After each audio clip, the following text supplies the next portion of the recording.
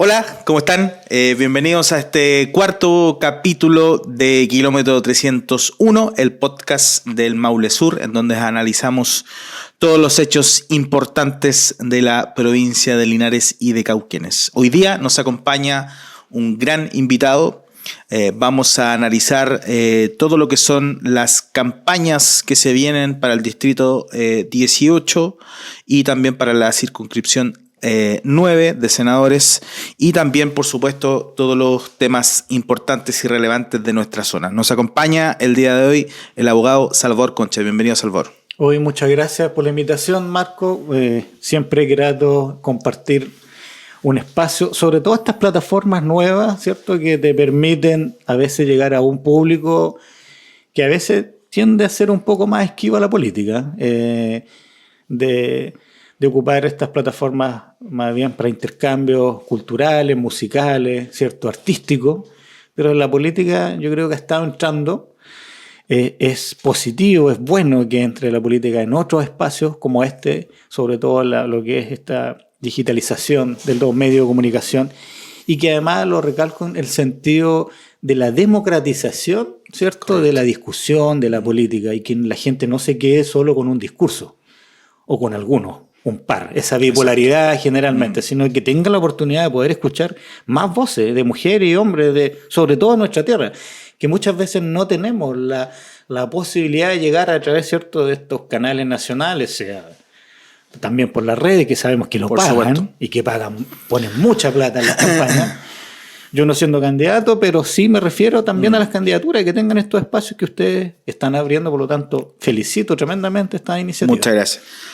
Antes de ir a Tierra Derecha, Salvador, esta semana conmemoramos un nuevo aniversario, ¿cierto?, del trágico 11 de septiembre de 1973, en donde todos sabemos lo que sucedió, ¿cierto?, y las fracturas que produjo en nuestra sociedad chilena, pero que lamentablemente en nuestra comuna, en Linares, un grupo de personas se junta a celebrar, ¿cierto?, esta gesta heroica que la han nombrado y la han catalogado. Tú en una columna hace 2 años atrás, en una columna que salió en medios nacionales, te hiciste varias preguntas. Entre esas preguntas que me llaman la atención fue precisamente por qué los linarenses teníamos que aguantar este tipo de situaciones y por qué además nuestros hijos e hijas tenían que ver que sucediera esto en Linares. ¿Qué te deja este nuevo acto que sucedió esta semana por parte de la gente que avala este régimen cívico-militar? Mira, lo primero, algo tiene que ver, quizás Linares ha sido adelantado a lo que Trump estableció el 2016-2017 por uno de sus jefes de Estado, estas verdades alternativas, ¿cierto? Y eso tiene mucho que ver con lo que pasa en la realidad linarense y de su, entre comillas, pudiésemos decir, dirigencia política en el mundo conservador de la derecha.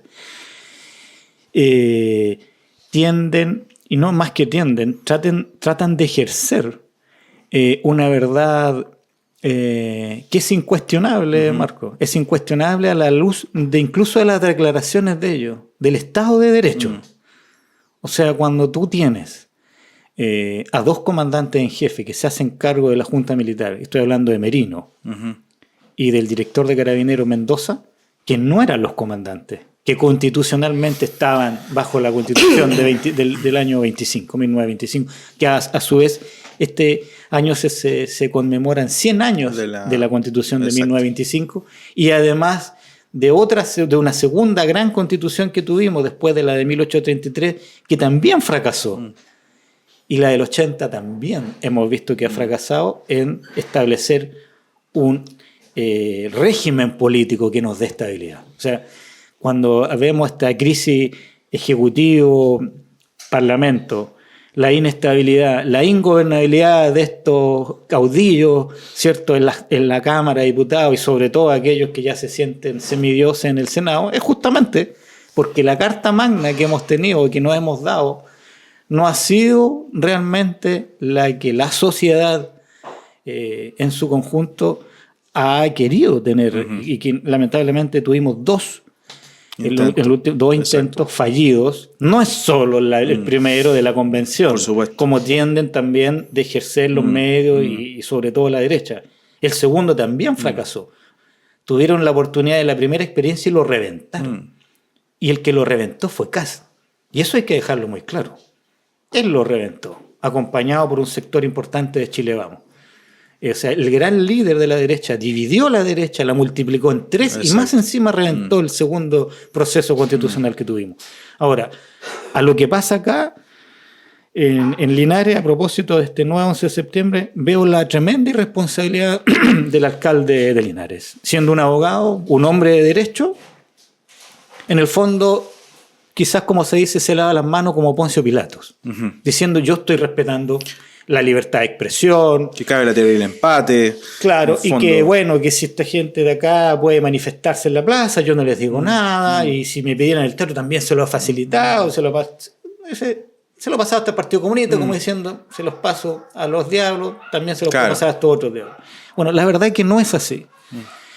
Yo creo que los que creemos en el humanismo y creemos en lo que ha sido una construcción del mundo occidental, en el que somos nuestra cultura, el que jóvenes, tus hijos, mis hijos, nuestros abuelos, hemos desarrollado nuestra vida en este país, que es un mundo, por decirte, judeo, cristiano, greco, romano, del mundo occidental, español, francés, incluso anglo, inglés, norteamericano, es la doctrina de los derechos humanos. Por supuesto. Post Segunda Guerra Mundial.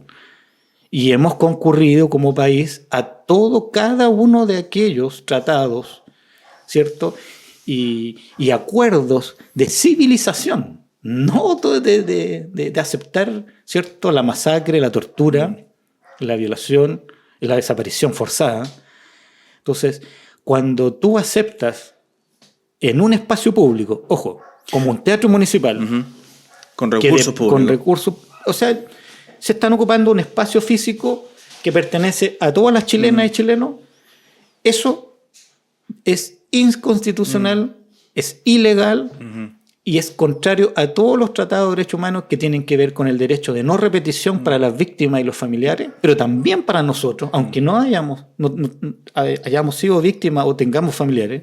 En el caso mío sí lo tengo a través de un tío, más de algunos, que están en lo que es el informe de Valech, ¿cierto? La Comisión de Presos Políticos y Tortura, y que en definitiva se violan, ¿cierto?, el principio general del artículo 5º, inciso 2, que limita nuestra soberanía, que esta propia Constitución limita la soberanía en los tratados internacionales que versan sobre derechos humanos. Y esos son muy claros.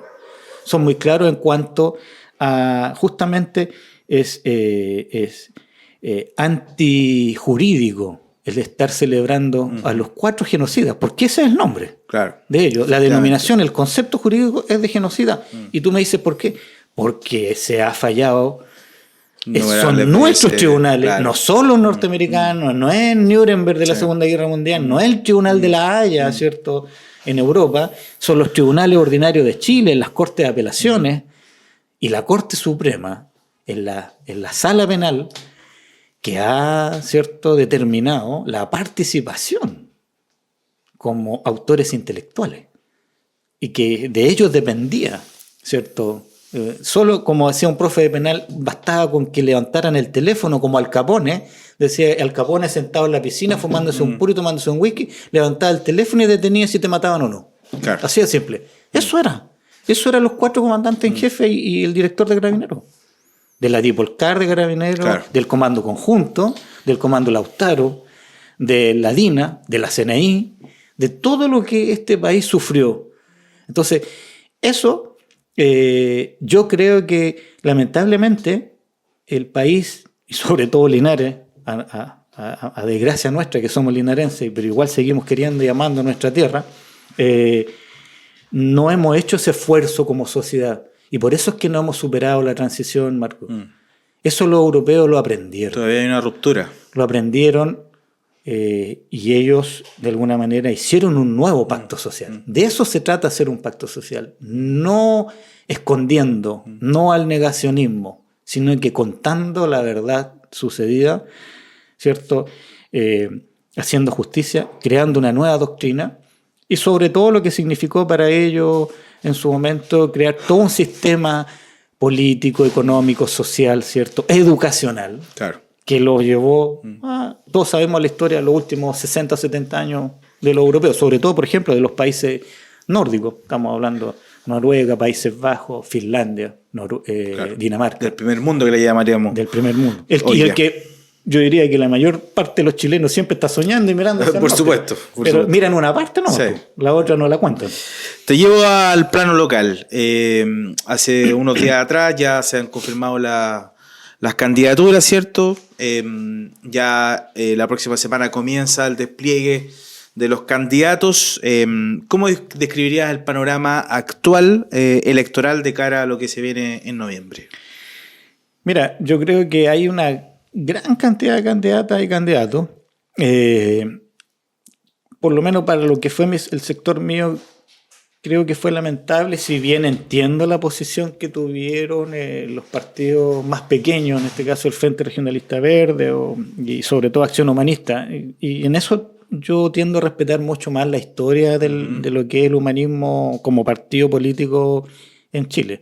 Tiene una trayectoria y siempre ha tenido un domicilio político. ¿Me entiendes? Yo eso lo valoro. Quizá hubo una mezquindad de los partidos grandes de no otorgarle, sobre todo a ese partido. Y lo dejo muy en claro, porque quizás, y lo digo por su historia, incluso con Linares. No sé si tú te recuerdas, o sea, no creo que te recuerdes, pero que conociera históricamente que aquí tuvimos un candidato a senador el año 89, humanista, José Tomás Sáez. Y estuvo a puertas de ser senador. Mira. Si no es por ahí algunas traiciones de algunos, ¿cierto? Que terminaron siendo diputados y que terminaron apoyando a otro, que fue Mario Papi, en ese momento se llamaba Partido Radical Socialdemócrata. Claro. ¿Ya? Sí. Pero el candidato a la izquierda de Linares era José Tomás Sáenz, y que se rayaba en ese tiempo con pinturas, se hacían estas como stencil, ¿cierto? En las murallas, y lo que más se recalcara eran los bigotitos que tenía José Tomás Sáenz del Partido Comunista. Entonces, bueno, eso es un poco de parte de la anécdota, pero que sigue relevante. Tenía su sede, todavía me recuerdo, donde está hoy día la Clínica Linares, en esas casonas antiguas de calle San Martín. Tenía la sede del Partido Comunista y del comando de José Tomás Sáenz. En base a lo que se ha conocido a las listas de los candidatos a diputados, a senadores, ¿qué debiese tomar en cuenta hoy día el votante pensando en la experiencia que ha tenido en el último proceso? Experiencia, desilusión, desazón. Claro. Desilusión, llamémosle. Mira, yo a contrapelo de muchas veces los discursos locales, yo no soy del crítico per se, que se dice per se en el fondo siempre, sino que más bien voy viéndolo caso a caso de esto que llaman turismo electoral. ¿Y por qué te lo digo? Porque en definitiva yo podría decir, por ejemplo, de la derecha, ¿cuál es la diferencia entre Coloma y Juan Castro, que es de Talca? Ninguna. O sea, para el Maule Sur, no sé si poco para el Maule Norte también, no han sido un aporte trascendental, yo diría que nulo. Y tú tienes a alguien que es de acá y otro externo. Y eso es, al final. Entonces, en lo que uno debiera tener un centro de atención es más bien cuál es la trayectoria política, social, ¿cierto? Territorial, del candidato o de la candidata, y sobre todo de sus propuestas. O sea, tiene que haber una conexión con el sentir del ciudadano, el que en definitiva muchas veces no pasa, porque el ciudadano no tiene la información, porque los candidatos la esconden, la obvian, la meten debajo de la mesa, porque dejan en la mesa o en la campaña lo que aparentemente es lo que se ve y suena bonito, pero en definitiva, esto a propósito de canto de sirena o que todo lo que brilla no es oro, es justamente eso. Porque cuando tú hablas, no, yo estoy con los abuelitos, bueno, veamos cuál es la solución concreta y cómo votó o ha votado en este periodo, por ejemplo, aquellos que se opusieron a esta reforma, digamos, previsional, ¿cierto? En la cual se ataca, por un lado diciendo este fue un zarpazo a su bolsillo, porque un préstamo hacia el Estado. Mira, esta es una cuestión a veces que se nos olvida al ciudadano de pie, y yo le hablo, ojalá que nos puedan escuchar. Digo, ¿cómo solucionan los problemas a veces de falta de recursos para hacer una operación una dueña de casa, un trabajador en una población, sino es que con un principio que se llama solidaridad. Correcto. Porque solo no es culo, perdonen la expresión, no le da, ni con la familia, no, tienen que el apoyo a los vecinos en un bingo, en una rifa, ¿cierto? Bueno, esto es lo mismo. Y ese es el problema, que no se informa, no se cuenta bien, a veces se explica en números, en cifras, que el 6%, claro, y es que el como 3%. funciona también, por ejemplo, FONASA, que es un fondo, es como funciona el crédito solidario, y cómo funciona la una misma serie, lógica, ¿cierto? y cómo funcionan las pensiones, a propósito que hablábamos en la primera parte, en Europa, y ha funcionado siempre. Y que la crisis de ellos, hoy día, lo primero es porque se ha vuelto un continente como nosotros, a paso agigantado, viejo, no están naciendo nuevos hijos. Y en segundo lugar, porque los gobiernos, lamentablemente en Europa, han aplicado políticas neoliberales desfinanciando el Estado. Y eso ha significado porque han rebajado impuestos a más no poder. Exacto. ¿Cierto? Y eso los ha llevado a tener probablemente crisis de tener un sobreendeudamiento. A propósito, ellos tienen un 100% de deuda fiscal. Nosotros tenemos 40% y se nos dice que tenemos el país reventado, lo que es una falacia también.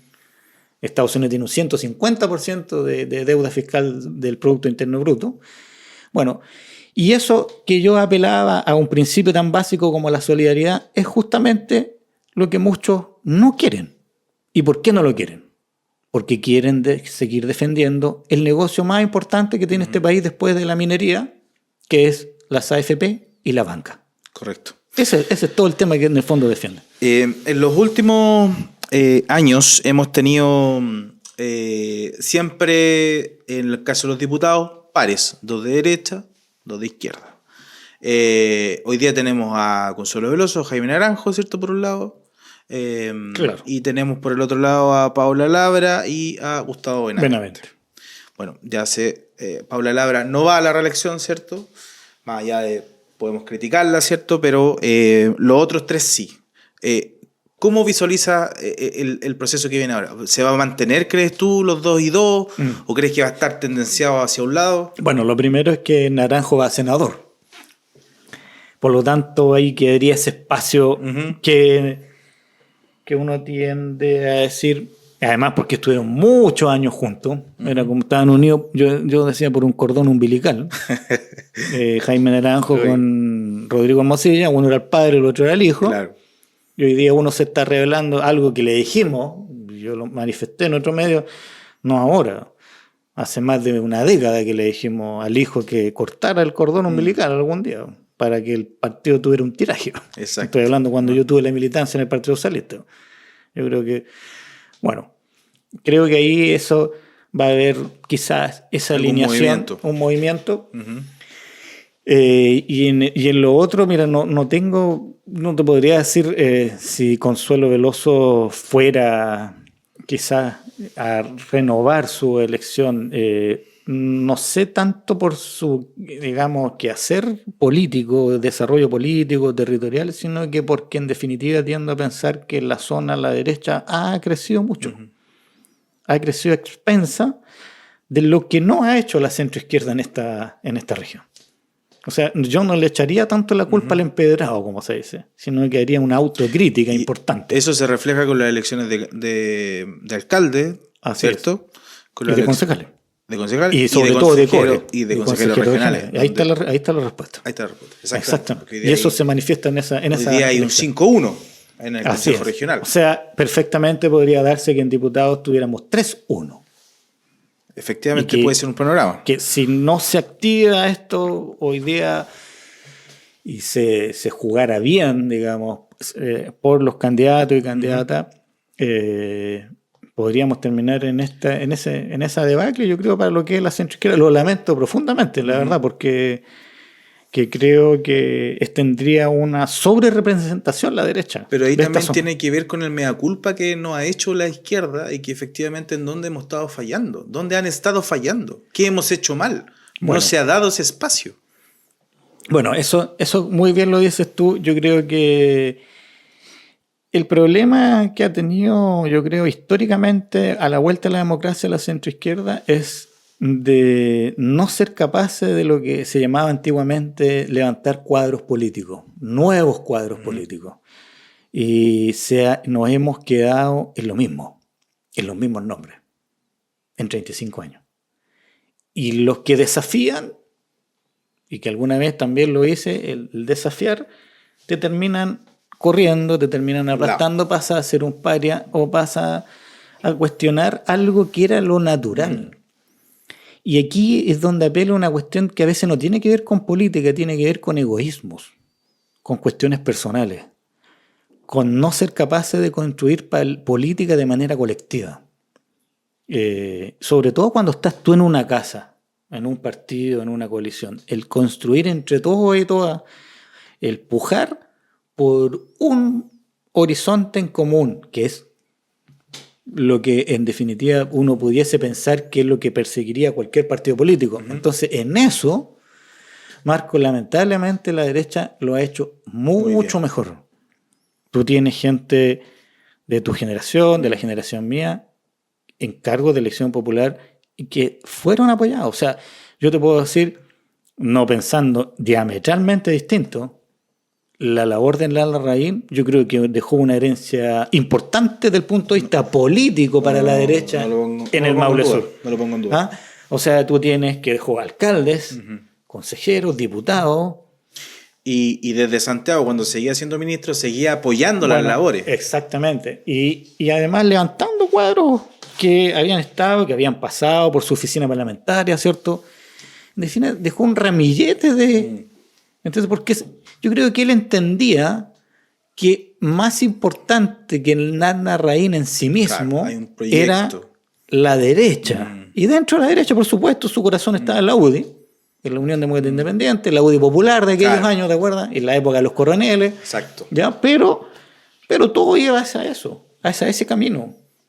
Mientras tanto, acá la centroizquierda no había una gran variación en el papel, en el voto, en los candidatos o candidatas. Siempre rebotaba, si perdía de nuevo. Y eso en algún momento me costó, hace 8 años atrás, algo que yo no había pedido, por ejemplo, contando una experiencia personal, que era ser candidato a diputado. Y en definitiva terminan eligiendo al mismo, que fue Jaime Naranjo, y que hoy día le termina dando la vuelta a la espalda. Ojo, y hablando de lo que tú me preguntabas, provocando incluso, está en peligro, que salga Paulina Bodanovich como senadora, la presidenta del partido, o sea, poniendo en riesgo a la presidenta del partido que sea senadora para los futuros 8 años, yendo en una lista por fuera. O sea, imagínate. Lo que no fueron capaces de hacer, en este caso Elizalde, que era presidente en esos años y que fue senador hace 8 años, era cuando tendría que haber, como se dice... Y claro, y ese trabajo... Y generar, y no después tener este perjuicio que podría ser... O sea, imagínate que Bodanovich no se elegía siendo la presidenta del partido. Y puede ser también que en el caso de los senadores también tengamos el mismo escenario de los diputados. Puede ser que sean un 4-1 en este caso. Sí, claramente. Porque tú recuerdas que fue Álvaro Elizalde y Jimena Rincón, que en ese momento todavía era de la Democracia Cristiana. Sí. Por eso fue 3-2. Exacto. Y hoy día Jimena Rincón va por fuera. Y mucho se olvida también de el trabajo que ha hecho la derecha, porque mucho se dice que esta zona es de derecha, pero lo conversé muchas veces con don Carlos Villalobos, me decía, la zona del Maule Sur era una zona de izquierda. En los 70 era una zona donde el campesinado apoyaba, ¿cierto?, la reforma agraria. Y todo eso se fue transformando absolutamente y orientándose a la derecha por los motivos que tú estás mencionando. Claro. Mira, bueno, hay muchos motivos. Bueno, yo creo que el primer motivo son 17 años de terror. Y que el campesinado y el mundo lo sufrió, sobre todo los primeros años, fuertemente. Eso es innegable. Pero sí, la autocrítica... sobre todo en el mundo campesino, para mí es un gran sentir, porque además yo lo siento por parte de mi familia, por el lado materno de mi abuela, de conocer a mi tío abuelo, que era un inquilino, con todas sus letras. Ni siquiera le alcanzó a tocar una parcela, como se decía en aquellos años, y siguió siendo inquilino hasta el último día. Y sé y sentí, lo dialogué con él, lo que era esa vida, que hoy día no se desconoce, se sufre de amnesia. Ahora, no culpo a la gente. No soy de aquellos que dicen, por ejemplo, para el rechazo, bueno, que se la ahora claro, que se la arregle. No. Disfrute lo votado. No, porque se supone que uno por algo tiene un grado de conocimiento y tiene que saber razonar, ¿cierto? Y quizá aquí faltó un tremendo vaso conector de empatía. Uh-huh. Nos faltó empatía a la centroizquierda con ese mundo, de conocer sus raíces. En los años de concertación faltó concluir la reforma agraria. Eso sí que sería para un programa completo, claro, Marco. Sí. La reforma, mira, ojo, la reforma política más importante desde la colonia. No hay una reforma más estructural en la sociedad, por eso les dolió tanto. Claro. Fíjate, ¿por qué le dolió tanto a la derecha hasta el día de hoy que les quitaran la tierra? No fue solo eso. Fue porque cambió, ¿cierto?, la relación de seres humanos ahí entre el campesino, el inquilino, ¿cierto?, con el terrateniente y esa familia, ese señor feudal. Les quitaste el feudo, claro, les quitaste ese poder de decidir incluso quién vivía o quién moría. ¿Me entiendes? Y le entregaste poder al peón, ¿cierto? Mira, al trabajador, para que pudiese trabajar su tierra. A ganar dignidad. Ajá, a lo que dijo una vez el papá de Elizalde en un funeral, y lo cuento como una anécdota, siempre se me quedó grabado, porque él era director en ese tiempo de la Cora, y aquí en la región. Por eso que Elizalde dice que había nacido acá, y efectivamente en Talca. Sí. Es porque las primeras veces que tenían reuniones con los campesinos, estaban con sus mochos, chuzos, no sé, pala, horquilla, lo que sea, y siempre se miraban los pies, porque no eran capaces de mirarte a los ojos. Porque ¿cómo iban a mirar al ojo? Que venía patrón, de un patrón, más encima, no sé, un funcionario público. No. Entonces, desde un detalle tan simple, aparentemente simple, que generó la reforma agraria, y que, como te digo, quedó truncado con la dictadura y con todo lo que fue el proceso inverso, ¿cierto?, de generar, a propósito de solidaridad del colectivismo, del trabajo colectivo, de todo lo que te acuerdas, y probablemente muchos se pueden acordar lo que fueron las experiencias de las cooperativas, que hoy día están francamente todas muertas. Y uno ve que el desarrollo agrícola que han tenido países como el País Vasco en España o los irlandeses con las lecherías es a través de las cooperativas. Claro. Es la forma de competir con las mega empresas. No hay otra forma. La mancomunión del trabajo, del conocimiento científico, del marketing, ¿cierto? Que muchas veces el campesino no sabe. Sí, pero sabe lo que sabe trabajar la tierra, sabe convivir con los animales. Y había que hacerle ese acompañamiento, ese trabajo, ¿cierto?, desarrollarlo, de industrializarlo, ¿cierto?, de darle ese valor agregado, lo que tanta falta nos hace en este Maule Sur. Bueno, y yo creo que ahí cometimos un tremendo error, la centroizquierda y nuestro gobierno, aun cuando muchas cosas se hicieron bien, pero en esto yo creo que debimos haber seguido trabajando en conjunto, sobre todo lo que significó, lo que debió haber hecho INDAP, el Banco del Estado. Haber recuperado esa capacidad de banco del desarrollo, ¿cierto? De desarrollar iniciativas público-privadas, privada-público, esa unión.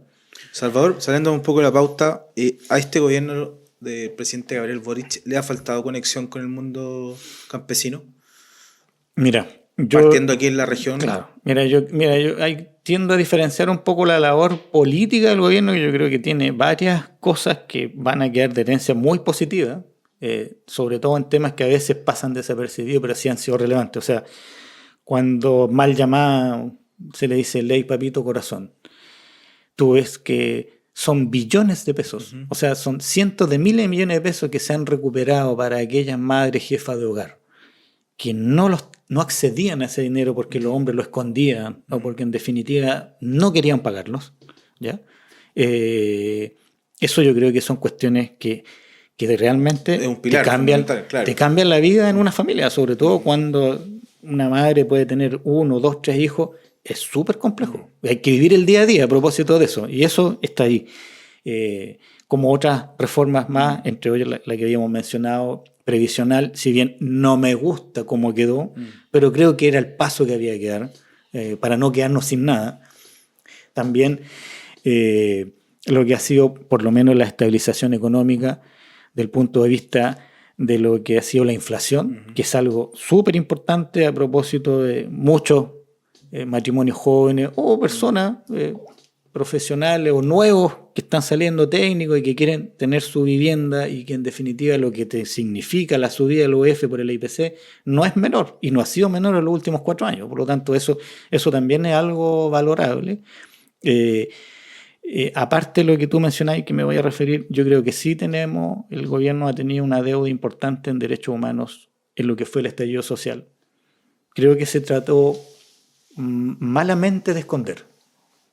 Y eso yo creo que no, eso cuando uno dice derechos humanos siempre, o hoy día se dice democracia siempre, eso es parte de la democracia, los derechos humanos. O sea, aun cuando se le tuviera que patear las canillas a la derecha en esto, había que hacerlo. Y yo creo que eso es una cuestión que el día de mañana la historia lo va a decir de una manera no muy grata para este gobierno.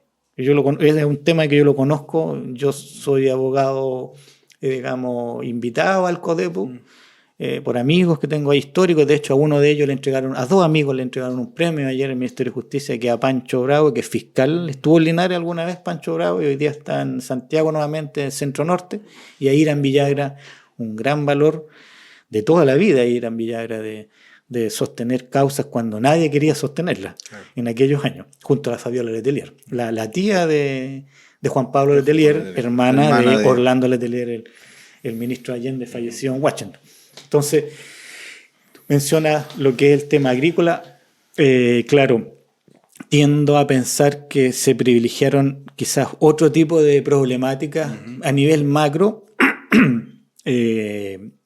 y la agricultura lamentablemente ha ido quedando atrás. Y este gobierno tampoco fue ajeno a dejarlo, si bien han habido programas de INDAP o de cierto desarrollo, pero por ejemplo, lo que te mencioné a minutos atrás, yo no entiendo, encuentro inconcebible que este gobierno, por ejemplo, no hubiese retomado lo que Bachelet II, me refiero al segundo periodo de la presidenta Bachelet, hizo una tremenda reforma a las cooperativas, a la ley de cooperativas.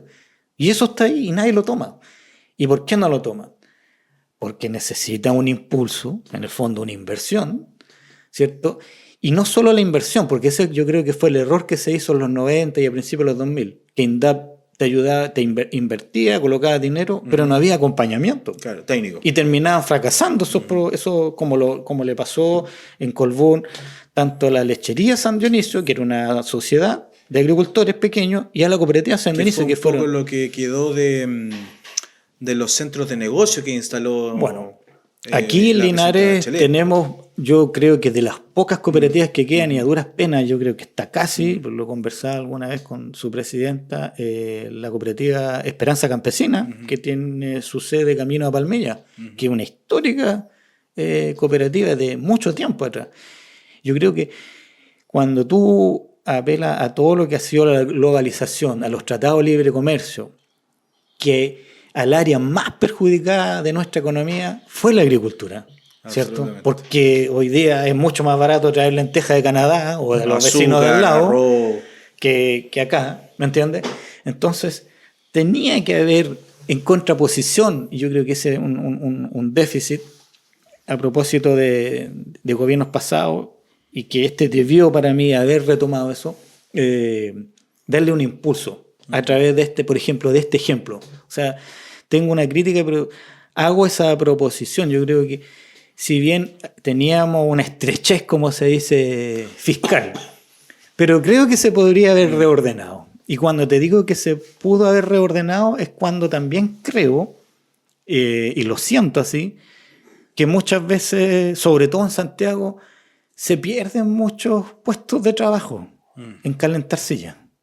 O sea, acá también, sí, no voy a caer en la crítica banal y barata como la que hace Kass, ¿cierto? Que aquí hay que sacar, no sé, 5.000, no sé cuánto. Bueno, él dice una locura. $6.000 millones de reajuste, digamos, de restricción, y que es un imposible de lo imposible, y no sé, sacar 20, 10.000, 20.000, 30.000 funcionarios, no, eso es una locura. Pero sí muchas veces, como te digo, ves gente que contratan y que uno dice, bueno, ¿y por qué está ahí? ¿O por qué el hermano del presidente del partido? Claro. Yo creo que eso no. Y eso es lo que a veces le hace mal a nuestro sector, le hace mal a la política en general. Porque eso al final de alguna manera te lo termina enrostrando el adversario. Salvador, hay dos cosas que no hemos analizado y que son importantes al momento de tomar la decisión en noviembre. Una es que la derecha, en este caso, está fragmentada, como tú decías, en tres. Y eso puede que influya en el momento de los resultados. Y lo otro es el voto obligatorio. ¿Cómo ves esos dos factores al momento del análisis? Mira, que la derecha esté fragmentada puede traerle algún problema. Bueno, van en dos listas, no en tres. Tienen 3 candidatos presidenciales, pero divididos básicamente en 2 listas. En una Chile Vamos, digamos la derecha tradicional de los últimos 35 años, junto con Amarillo, Demócrata. Correcto. Evópoli, bueno, que es parte de Chile Vamos, perdón. Y la otra lista de Nacional Libertario y Republicano. Claro, pero con los cristianos... Social cristiano, que es donde hay algunos inscritos, digamos, incluso de Catán. Entonces, eso yo creo que quizás puede traerle algunos perjuicios, sobre todo en algunos distritos que van a tener ciertos conflictos o circunscripciones, que hay disputas, pero en definitiva lo que es lo presidencial, yo ahí no me pierdo. La derecha... Voy a decir una locura, el mono que quede, por ese van a votar. No nos demos más vueltas. O sea, yo creo que el resto es... Ahí son bien cuadraditos y son bien... no lo van a dudar. O sea Kass, Matei o Kaiser, da lo mismo. Lo van a hacer. Sí, el problema generalmente está en nosotros. No existe ese trasvasije. No se dio con Frei y Meo hace varios años, ¿te acuerdas? Sí. Entonces, yo creo que ese es un problema no menor, que en definitiva, y además, o sea, apelando un poco a lo que vimos en el debate, vi que, por ejemplo, en el caso de la candidata nuestra, de Janet Jara, era todos contra ella, a excepción de Arte y de Magnicol. Entonces uno, incluyendo a Marco Enrique Ominami, que fue, yo creo, casi canallesco lo que llegó a hacer en ese momento, vergonzoso, siendo del mismo sector y teniendo una matriz que ha sido siempre la misma. Él fue militante socialista y después formó el partido, ¿cierto?, que hoy día no existe, pero en definitiva siempre él se ha identificado y ha dicho que su domicilio político es el progresismo. Entonces yo definitivamente, tú me dices, esos males, esos autogoles, yo creo que son completas y totalmente evitables y que generalmente sean en nuestro sector más que en la derecha. Salvador, ¿qué desafíos tiene o van a tener los candidatos pensando en un Maule Sur que ya lo hemos conversado un montón de veces y tú lo has dicho, está bastante postergado? El ejemplo del Hospital de Linares es lo mejor para poder graficar, pero ¿cuáles dirías tú que van a ser los desafíos que van a tener estos parlamentarios que van a ser escogidos? Sí. Mira, voy a partir por lo que tú dices del hospital. El Hospital de Linares es el ícono de la ineficiencia regional, porque la primera culpa partió de la región. Y ahí yo creo que debieran retomar algo los candidatos, y no se los escuchaba a ninguno. Y espero que alguno o alguna lo tome. Yo creo que sigue siendo necesario, tremendamente necesario, que el Maule Sur exista como región. Y el primer paso, Marco, no es hacer la región, ¿sabes? El primer paso es dividir los servicios regionales. Es algo totalmente realizable y no le va a costar tanto a Papá Fisco, a Santiago, a Teatino, ¿cierto? Por lo tanto... De hecho, nos acordábamos acá en un programa anterior de un informe que solicitó Romilo Gutiérrez cuando era diputado, sí, a la Subdere. Sí. Bueno, yo te digo que... 2016. Yo participé en algo antes que Romilo Gutiérrez. En ese tiempo con Jimena Rincón, con Pancho Azócar, el doctor Azócar, post terremoto. El mismo año el terremoto. En marzo estábamos en Cauquenes. y se estuvo trabajando en comisiones médicas, yo por el mundo jurídico político, en imitar y revisar las experiencias de la División de Servicios de Salud, porque estábamos en ese problema que se nos habían caído los hospitales y sabíamos que Talca de alguna manera ha sido mezquino con nosotros. Y eso es innegable, es un hecho a la causa. Y eso pasa en todas las regiones. Entonces estábamos viendo las experiencias que había tenido este proceso antes que, por ejemplo, Arica y Parinacota se dividiera de Tarapacá, y partieron por estos procesos de servicios regionales. O le pasó a Puerto Montt con Chiloé. Claro. ¿Me entiendes? Entonces, yo creo que eso a veces queda, lo deja. No, eso es una lucha constante. Entonces, yo eso echo de menos cuando hablo de los alcaldes, los cores, diputados y senadores, o diputados. O sea, si tú me dices que va a venir alguien de afuera a propósito del turismo electoral, pero se la juega, yo le firmo el cheque. Me da lo mismo que venga de Santiago o de otro lado, pero que haga la pega. Claro. Eso es lo que, si tú me dices, ¿cuál es la dificultad? Eso es lo que está esperando la gente. Y eso es una cuestión trascendental, porque tendríamos el hospital. Si el error de la primera falla que atrasó el hospital un año fue del Servicio Regional de Talca, del Maule. Exacto. Ellos se mandaron el primer Condoro y nos dejó inmediatamente un año más atrás que Curicó. ¿Por qué? Hubo que nuevamente revisar las bases de licitación para el diseño, porque la Contraloría lo objetó. Y ahí nos quedamos.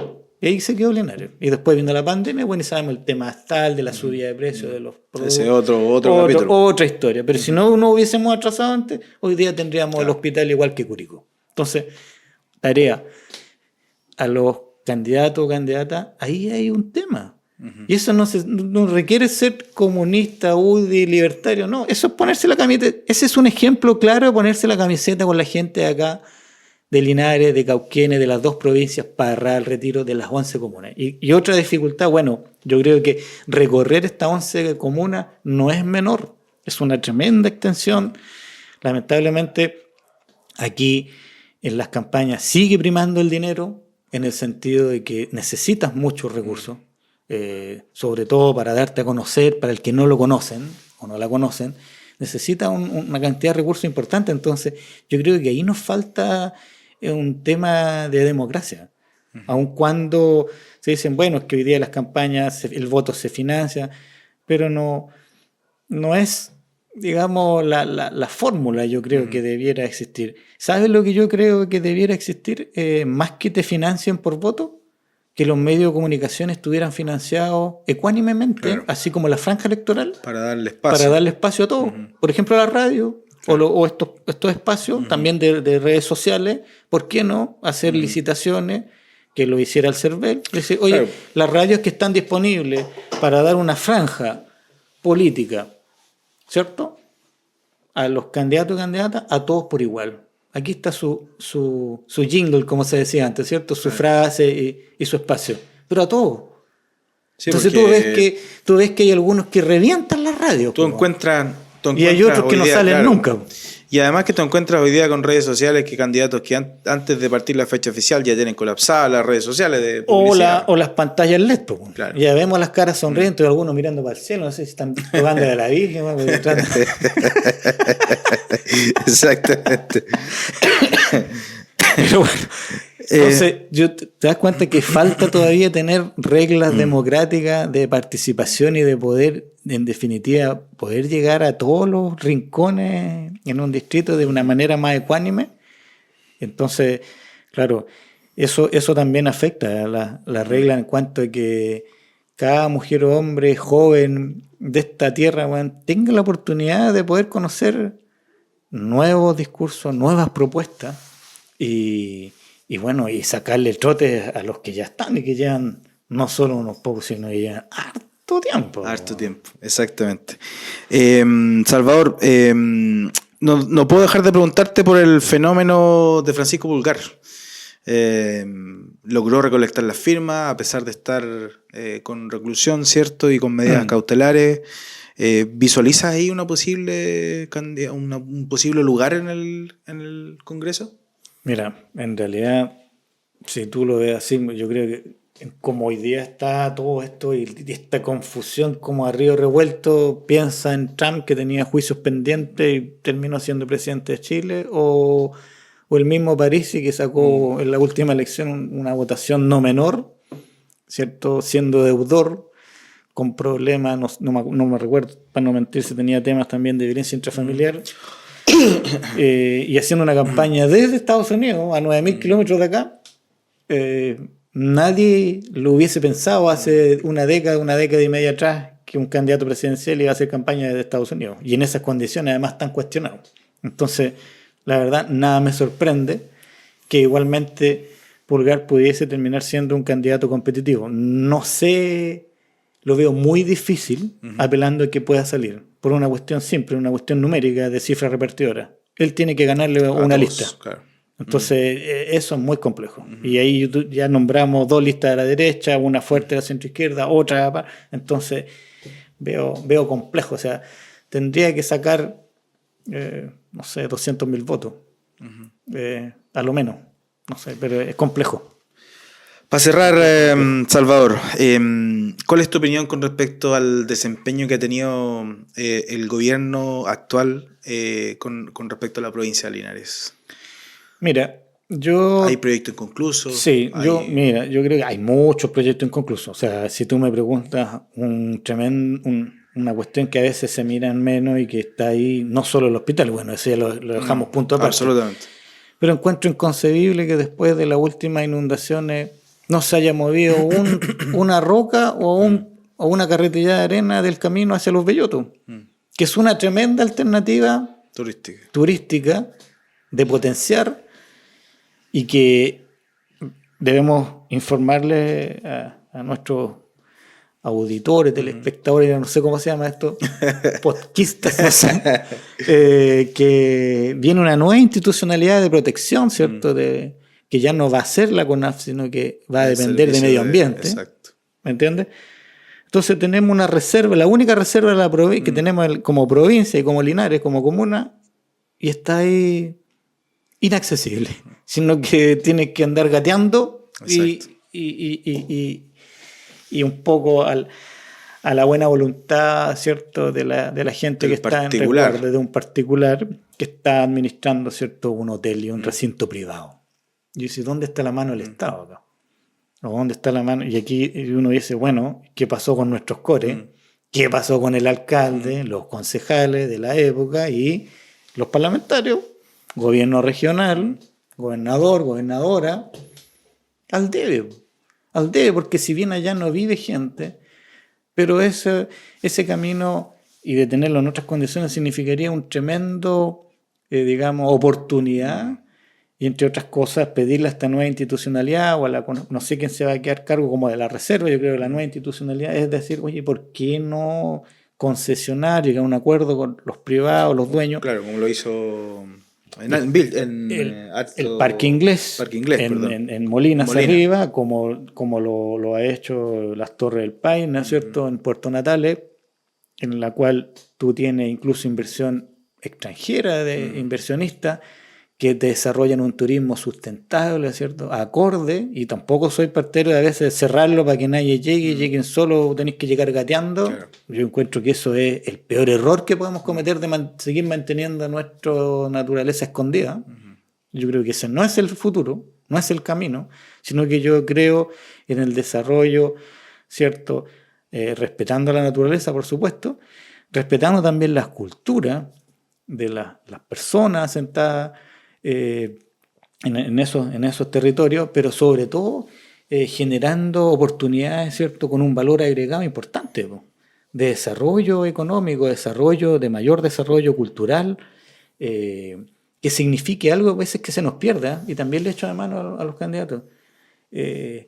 Por algo somos Linares a veces, porque tenemos una identidad y nadie la quiere rescatar. Si la diferencia de la tierra no la hacen los árboles ni los animales, si este es el mundo de los humanos, claro, la hacemos nosotros, los seres humanos, en nuestra cultura, lo que desarrollamos en el territorio. Y eso también lo echo de menos en todos los candidatos.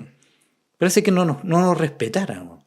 No respetaran, por ejemplo, lo que significa el trabajo de los palmillanos con el ají, que todo Chile va a Temuco a buscar merquén y no sabe que lo llevan de aquí, weón. Exacto. ¿Te das cuenta? Y no lo rescatamos. No rescatamos, por ejemplo, como capital provincial, el trabajo de las tejedoras de Rari, que es único en el mundo.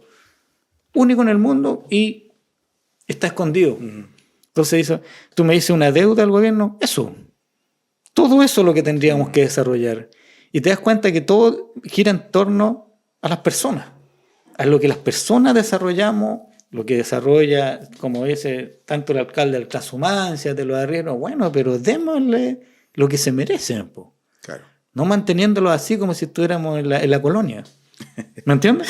Sino que en definitiva darle a ellos la oportunidad de mostrar su vida, su trabajo, pero mejorando el estándar, po, que significa tener un camino como la gente, o sea, tener limpio todo el entorno de lo que es el santuario, por ejemplo, del Achigüeno. Mantenerlo los 365 días, educar en nuestros colegios a los chicos, ¿cierto? Aquí eso hay que respetarlo, hay que mantenerlo, porque ahí va a ser un futuro para ellos, para los que estudian cocinería, no sé, incluso turismo, ¿me entiendes? Y que ese debiera ser bilingüe, porque tenemos que atender el día de mañana a traer extranjeros, no quedarnos en hablar como norteamericano, como se dice, ¿cierto? Hablarlo bien. Sí, exacto. Eso, y yo creo, y te das cuenta que, o sea, yo creo que en esta tierra hay un capital tremendo, partiendo por nosotros mismos. Es la gente la que hace la diferencia. Y es por eso que a su vez uno dice, a propósito, el año pasado tuvimos municipales, que son campañas más territoriales, ¿por qué estar en esto o en la política? Porque uno quiere a la gente. Y por eso quieres a tu tierra. Son las personas, nuestro entorno, nuestra familia, nuestros amigos, que nos hemos criado, nos hemos formado en esta tierra. ¿Me entiendes? Eso es lo que yo creo que debiera valorar estas elecciones y entre otras cosas, me preguntabas por un déficit. Yo creo que ese es un déficit humano de este gobierno y de muchos gobiernos para atrás también. Porque eso significa para mí respetar cuando se dice los territorios. No a veces quedarse con esas cuestiones tan icónicas, sino que más bien tiene que ver. Yo siempre he tratado, después de la experiencia del plebiscito, de que uno tiene que apelar más al sentido común, sobre todo en la política. Yo creo que eso no hace falta y no haría bien para, entre otras cosas, respetarnos, pero teniendo las cosas claras, como partimos hablando del programa. O sea, hay cosas que tienen un límite. Claro, por supuesto. ¿Me entiendes? Sí, eso. Sí. Gracias, Salvador, por acompañarnos hoy día. Esperamos que la gente nos pueda seguir compartiendo a través de nuestras plataformas en YouTube, también tenemos en Spotify, por supuesto también en Facebook y en Instagram, Kilómetro 301, a través de Vive Linares y también de Cuarto Turno. Que estén bien, muchas gracias.